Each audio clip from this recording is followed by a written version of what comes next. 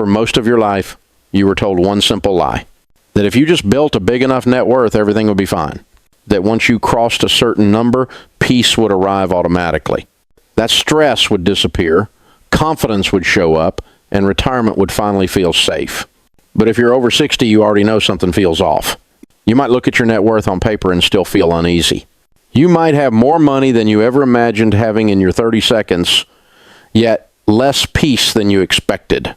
And you might quietly wonder why a number that's supposed to mean security doesn't actually feel secure at all. That's because your net worth is lying to you. Not intentionally, not maliciously, but it's incomplete. And after 60, incomplete information is dangerous. Two people can have the exact same net worth and live completely different lives.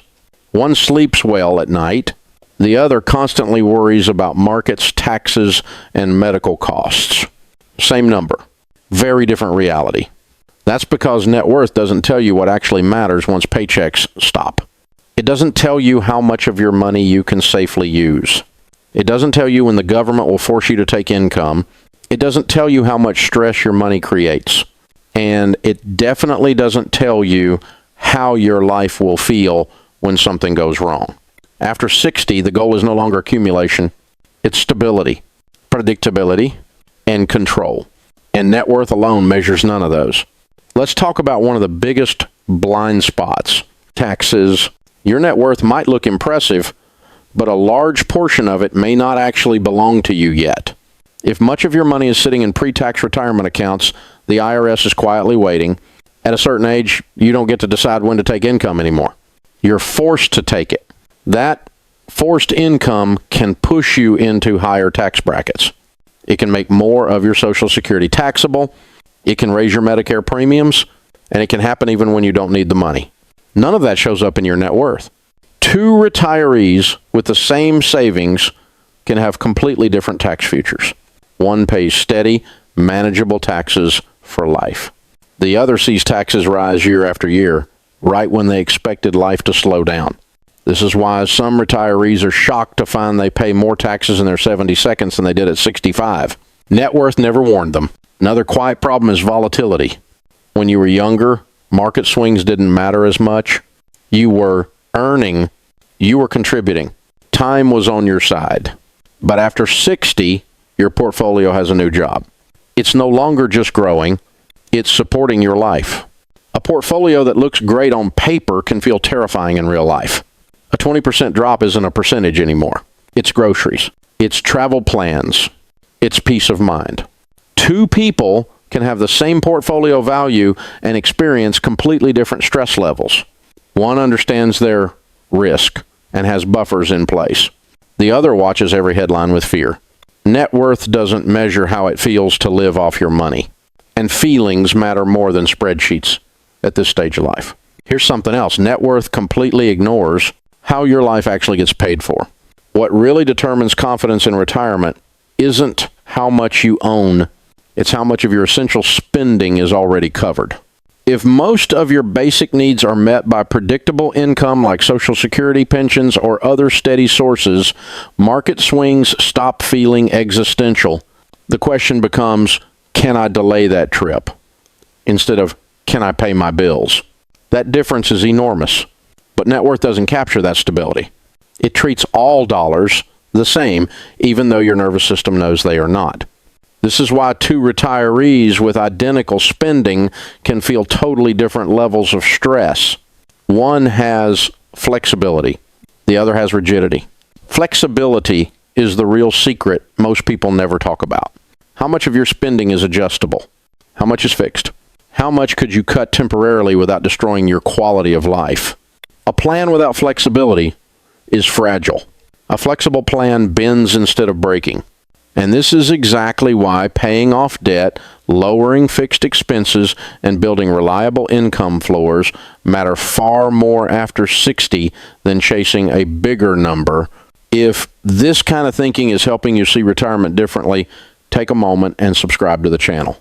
This is exactly what Life After 60 is about: clear thinking, real life, and fewer financial illusions.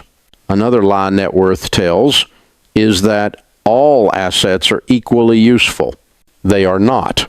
$1 in a checking account does not feel the same as $1 locked inside a house you don't want to sell. Many people are house rich and cash poor, and that creates hidden stress. On paper, everything looks fine. In real life, every unexpected expense feels threatening. Liquidity matters far more than people admit.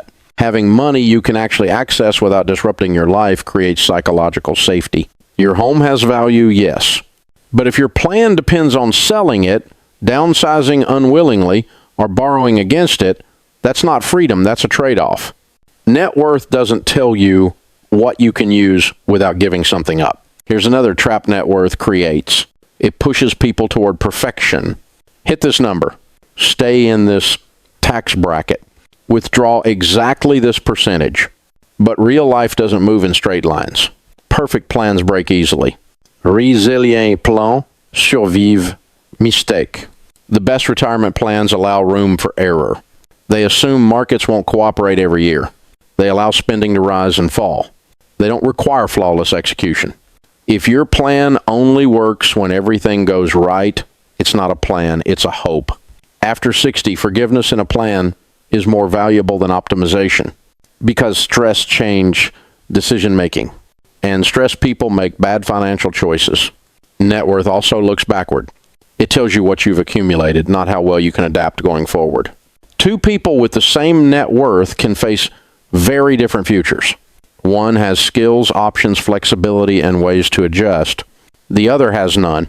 Optionality is real freedom. The ability to earn a little if needed.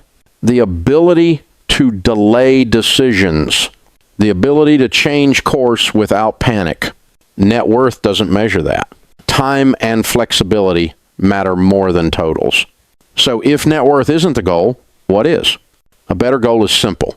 A life that is covered, flexible, and resilient. Covered means your essentials are handled. Flexible means you can adapt. Resilient means your plan survives surprise. That kind of plan creates calm.